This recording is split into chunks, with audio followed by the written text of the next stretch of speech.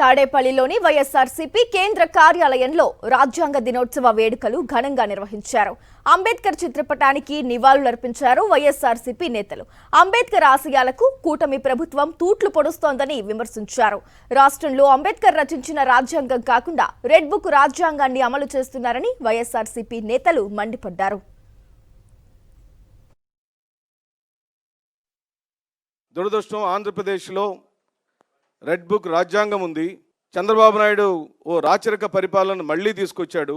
British వాళ్ళు ఎలాగైతే భారతీయులను ఉక్కుపాదంతో అణిచివేశారో, భారత గడ్డ మీద పుట్టిన వాళ్ళకి మానవ హక్కుల ఉల్లంఘన ఎలా జరిగిందో, మన ఆస్తులను ఎలాగైతే కొల్లగొట్టారో, ఎలాగైతే మన ఆడపడుచులను చెరిచారో, సంఘ బహిష్కరణలు చేసి జైలు పాలు చేశారో, అలాంటి బ్రిటిష్ పరిపాలన ఈ రోజున నారా చంద్రబాబు నాయుడు, లోకేష్, పవన్ కళ్యాణ్, బీజేపీ సంయుక్త కూటమి ప్రభుత్వం ఈ ఆంధ్రప్రదేశ్లో ఇంప్లిమెంట్ చేయటం అనేది మనం కళ్ళారా చూస్తున్నాం.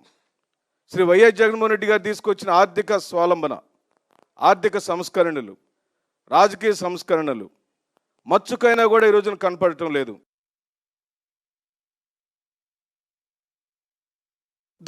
దురదృష్టవశాత్తు దేశంలో చూసినా, రాష్ట్రంలో చూసినా ఆ మహానుభావుడు రచించినటువంటి రాజ్యాంగ స్ఫూర్తికి విఘాతం కలిగే రీతిలో భారత రాజ్యాంగం కాదు మాకు కావలసింది, ఈ రాష్ట్రంలో రెడ్ బుక్ రాజ్యాంగం అనే రీతిలో కొన్ని పాలక పార్టీలు, ముఖ్యంగా తెలుగుదేశం పార్టీ ఈరోజు ఈ రాష్ట్రంలో పరిపాలన చేస్తున్నటువంటి పరిస్థితులు కూడా మనం చూస్తూ ఉన్నాం.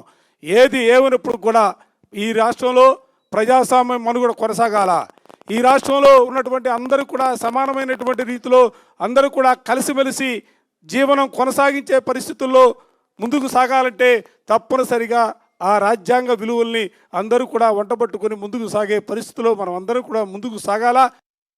సాక్షి టీవీ ప్రసారాలను నిలిపివేయడం చట్టరీత్యా నేరం. సాక్షి టీవీ ప్రసారాల కోసం మీ స్థానిక కేబుల్ ఆపరేటర్ను వెంటనే సంప్రదించండి.